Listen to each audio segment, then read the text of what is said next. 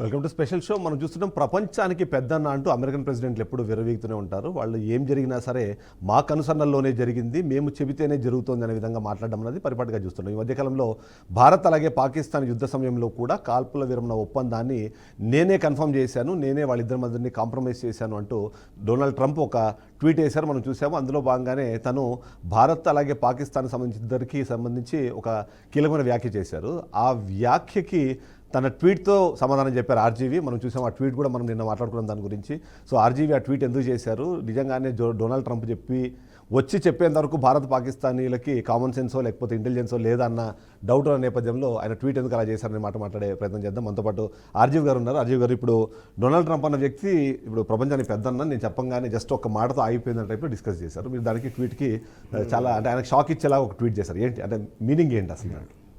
అది అంటే ఇప్పుడు అఫ్కోర్స్ ట్రంప్ పర్సనాలిటీ అందరికీ తెలిసిందే. ఇప్పుడు మనం అందరం ఇక్కడ ఎంత కొట్టుకుంటా ఇన్ని సంవత్సరాల నుంచి దశాబ్దాన్ని చదువుతూ ఉంటే తను సింపుల్గా కామన్ సెన్స్ ఇంటెలిజెన్స్ మాట విన్నారు అంటే మన దగ్గర లేదని కదా అర్థం. గ్రేట్ ఇంటెలిజెన్స్ అంటే ఎవరు? తను. మనకేమో కామన్ సెన్స్ లేదు అని అర్థం. But I think American presidents అందరూ చేస్తారని అనుకోండి. అది Donald Trump is a one piece. అది ఐ డోంట్ థింక్. సో అదే ఇండియా పాకిస్తాన్ వార్ అన్నది అసలు అంటే గత కొంతకాలం నుంచి మాకు వార్తల్లో కానివ్వండి, ప్రజల్లో కానివ్వండి, అందరూ డిస్కస్ చేసుకుంటున్న పాయింట్ ఇండియా పాకిస్తాన్ మధ్యలో వార్ జరగబోతుంది, వార్ జరిగితే ఏమవుతుంది అన్నది. దాన్ని ప్రియాంబుల్ మనం చూస్తే పెహల్గాం సంబంధించిన ఇన్సిడెంట్ అన్నది వెరీ అన్ఫార్చునేట్. 26 మంది చనిపోయారు. ఆ తర్వాత జరిగిన సీక్వెన్సెస్ అన్ని. సో మీరు ఎలా చూస్తారు దాన్ని? అక్కడ కాంప్లెక్సిటీ ఏంటంటే ఇప్పుడు ఇవాళ మనం బతుకుతున్న టైమ్స్లో నిజం అనేది తెలియటానికి ఆస్కారం లేదు. ఎందుకంటే సోషల్ మీడియా ఇన్ని ఛానల్స్ వచ్చిన తర్వాత ప్రతి ఒక్కళ్ళు వాళ్ళ నేరేటివ్ పుష్ చేస్తారు. దానికి సంబంధించిన ఎవిడెన్స్ వీళ్ళు ఒకలా చూపిస్తారు, ఇంకోటి వేరేలా చూపిస్తారు. సో ఫైనల్గా ఏంటి, ట్రూత్ కన్నా ఎక్కువ ఎవరు నమ్మేది అదే ట్రూత్. ఇప్పుడు చూస్తే నేను ఇంకొక ట్వీట్ పెట్టాను. ఇప్పుడు గెలుపు అనేది మీకు ఎప్పుడు తీయగా ఉంటుంది, అవతల ఓటమి అనేది అవతల మనిషిలో కనిపించినప్పుడు. ఇప్పుడేంటి మనమేదో అనుకుని పాకిస్తాన్ నెంబర్ ర్యాలీస్ చేస్తున్నారు, ఎంత ఇండియన్ కొట్టేసాం అది ఇది అని. ఆ క్రికెట్ ప్లేయర్ పేరు తనేమో పెద్ద ర్యాలీ చేసేసి ఇండియాని కొట్టేసాం అని. తర్వాత కొన్ని దేశాలేమో మనకంటే కొన్ని దేశాలు అంటే ఇప్పుడు ట్రూత్ ఎట్లా తెలుస్తుంది? మనం ఇండియాలో ఉన్నాం, మన ఇండియన్స్ కాబట్టి ఆటోమేటిక్గా we will want to believe this. But that is a tragedy of thing.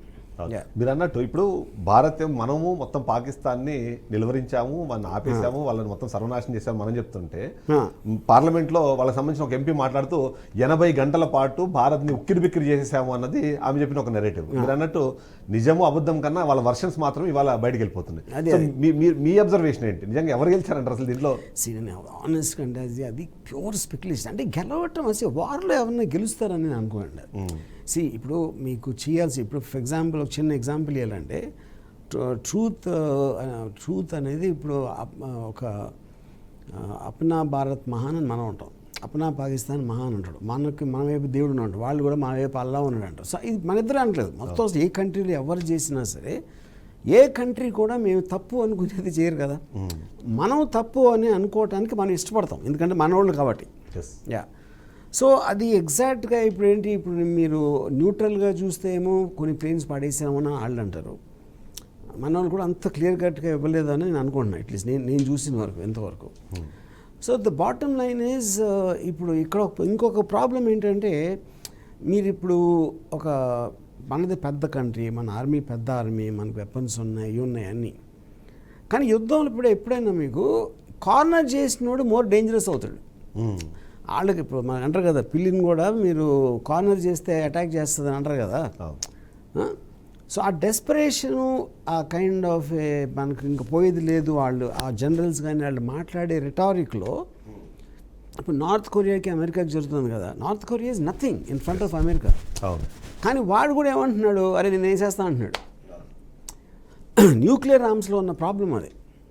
మీరు కన్వెన్షనల్ వార్ అంటే మీకు ఎంతమంది ఉన్నారు, ట్యాంకులు గింకులు ఏదో చేసుకోవచ్చు. న్యూక్లియర్ వార్ అంటే ఎవడైతే డెసిషన్ తీసుకున్నాడో ఒక దెబ్బ అయితే వేసేయగలుగుతాడు ఫైనల్గా. అందుకనే దాన్ని డిటరెంట్ అంటాం. Nuclear arms are about deterrent. నేను వేస్తే నువ్వేంటి నేను కూడా వేస్తా అనే ఒక వెపన్ ఉన్నప్పుడే ఈ ప్రాబ్లం వస్తుంది. సో ఇప్పుడు నార్త్ కొరియా వాళ్ళు ఆడేమన్నాడు, కిమ్ జాంగ్ నేను ఒక న్యూయార్క్ వేస్తానంటాడు. దాని తర్వాత 5 నిమిషాల్లో మీరు అమెరికా నార్త్ కొరియా మొత్తాన్ని భూస్థాపితం చేయొచ్చు. అదైతే అయిపోయింది కదా. అవును. So that's a very dangerous kind of thing. Nuclear arms especially India Pakistan both of them have nuclear arms. అదే కదా మొత్తం వరల్డ్ అంతా టెన్షన్. అవును. సో ఇప్పుడు ఇది అంటే ఇంకోటి ఏంటంటే మనం ఇప్పుడు మిలిటరీ వాళ్ళు కంట్రోల్ చేయగలుగుతారా గవర్నమెంట్ని, గవర్నమెంట్ మిలిటరీని కంట్రోల్ చేయగలుగుతారా, ఇలాంటి ఇన్ని రకాల నేరేటివ్స్ మన దగ్గర ఉన్నప్పుడు ఐ ఫీల్ ట్రూత్ అనేది తెలియటం అనేది ఇంపాసిబుల్ అని. సార్ బట్ ఓవరాల్గా చూస్తే మాత్రం అంటే భారత్ యూజ్ చేసిన టెక్నాలజీ కానివ్వండి, ప్రిసైజ్డ్గా వెళ్ళి ఒక ప్లేస్ మీద బాంబులు వేయడము, వాటికి సంబంధించిన ఇన్ఫర్మేషన్ లేకపోతే ప్రూఫ్స్ అన్నది ప్రపంచాన్ని చూపించడము, అంటే సరే కొంతమంది దాన్ని పిఆర్ యాక్టివిటీ అని కొట్టేస్తారు, లేకపోతే కొంతమంది దాన్ని ఇంకో రకంగా అదే నేను అంటున్నా చూపించారని మనం అంటున్నాం. మనకి మన వాళ్ళు అదే చెప్పారు. కానీ ఇప్పుడు even big people like CNN కానీ లేకపోతే అంటే ఇంటర్నేషనల్లీ రీనోడ్ న్యూస్ ఛానల్స్ ఉన్నాయనుకోండి, వాటిలో కొందరు కాదు ఇది చేశారు అది చేయలేదు అని వాళ్ళు నేరేటివ్ చెప్తున్నారు. అవును. అదే కదా మీకంటే క్లియర్ కట్గా అసలు ఈ డిస్కషన్ కూడా ఎందుకు వస్తుంది? ఇప్పుడు గెలుపు ఓటమి అంటే గెలిచాడు ఓడిపోయారు, గెలిచారా లేదా, ఎంత గెలిచారు, ఎంత ఓడారు, ఎంత నష్టం జరిగింది అనే డౌట్స్ ఉన్నప్పుడు మీరు అదే ఇంకప్పుడు మీరు నమ్మాలంతే, అంతేకాని ట్రూత్ అది నేను చెప్తుంది అందాక. సో మొత్తం అంటే భారతదేశ ప్రజలైతే మాత్రం యుద్ధానికి వెళ్ళాలి, యుద్ధం చేయాలి అన్నది అందరూ బాగా మాట్లాడుతూ వచ్చారు. ఎప్పుడైతే కాల్పుల విరామం ఒప్పందమనగానే అది ఒక యానిమల్ ఇన్స్టింక్ట్ అని నా ఫీలింగ్ అన్న. అంటే అందరూ పొలమని లేచిపోతారు, అదంతా అదొక ఫేక్ ఎమోషన్ అనేది నా ఫీలింగ్. ఎందుకంటే ఇప్పుడు పాకిస్తాన్ ఆక్యుపైడ్ కాశ్మీర్ అనేది మనకి 40-50 ఏళ్ళ నుంచి ఉంది ఆ ప్రాబ్లం. అంటే మొన్న టెర్రరిస్ట్ అటాక్ జరిగే ముందు కూడా ఉంది కదా. దాని టెర్రరిస్ట్ అటాక్ మొలానే కాదు కదా, అది ఇష్యూ మళ్ళీ పైకి వచ్చింది. ఎప్పటి నుంచో ఉంది, 3-4 యుద్ధాలు జరిగినాయి మనకి. సడన్గా లేసుకుని అందరూ అని ఒక ఎమోషన్, దానికి లాజిక్ ఉంటుందని నేను అనుకోవట్లేదు. మీరు క్లియర్ కట్గా ఇది ప్రాబ్లం, దీనివల్ల ఇది ఉంటుందని రేషనల్గా మాట్లాడేవాళ్ళు అనేది లేదు ఇప్పుడు. టీవీలో చూడండి ఎంతసేపు పాకిస్తాన్ కుక్కలు అంటారు, ఇదంటారు అదంటారు, కానీ ఫండమెంటల్ ఇష్యూ దాన్ని ఎలాగా. ఇప్పుడు ఒక గ్రేట్ జనరల్ ఏమన్నాడంటే, మీరు స్టాబ్ చేయడానికి సివియర్ చేయడానికి తేడా ఉంటుంది. ఆపరేషన్లో మీరు కట్ చేస్తారు, కొడతారు, కొట్టడానికి కట్ చేయడానికి ఉన్న డిఫరెన్స్ ఏంటంటే, కట్ చేయడం అనేది ప్రెసిషన్ ఉంటుంది, లాజికల్గా ఉంటుంది. అది ఇది మనకు వద్దు, ఇది కావాలి, ఏదో సంథింగ్. మీరు ఎప్పుడైతే అరుస్తా కొట్టేస్తా, నరికేస్తా, బాంబు వేస్తా, ఇస్లామాబాద్ని పేల్చేస్తా, అలాంటి రెటారిక్ అనేది చిన్నపిల్లలు మానకూడదు. కానీ చాలా మంది డిసప్పాయింట్ అయిపోయారు, అసలు యుద్ధం అయిపోయింది. ఎందుకంటే వాళ్ళకి రియల్ లైఫ్ కూడా సినిమాలాగా ఉంటుంది.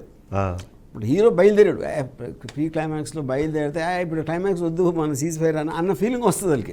They watch it like a film. But real లైఫ్లో వార్ అనేది it's a very complex thing. ఇప్పుడు చిన్న ఎగ్జాంపుల్ చెప్తాను. మీరు ఒకలా చూస్తే ఇప్పుడు పాకిస్తాన్ ఎవరో ఓకే మనుషులు ఉంటారు, పొలిటికల్ లీడర్స్ ఉంటారు, జనరల్స్ ఉంటారు, సోల్జర్స్ ఉంటారు. సోల్జర్స్ ఆర్డర్స్ పాటిస్తారు.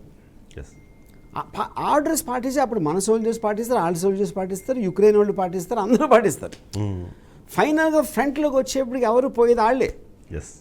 అప్పుడు సడన్గా మీరు లీడర్స్, కంట్రీస్ లీడర్స్ ఏమో మళ్ళీ కలిసిపోయి ఇది అది అంటే పోయిన వాళ్ళు పోతారు. వాళ్ళు ఎందుకు పోయారు తెలియదు. Okay, at the same time even the politicians have to take decisions. అలాంటి దాంట్లో డెసిషన్ తీసుకుని ఎలా ఉంటారు, ఎవరో టెర్రరిస్టులు వచ్చారు, ఎంతమందిని చంపేశారు, చంపిన తర్వాత వాళ్ళకి బ్యాకింగ్ ఉందా లేదా అంటే వాళ్ళు లేదంటారు, మనం ఉందంటాం.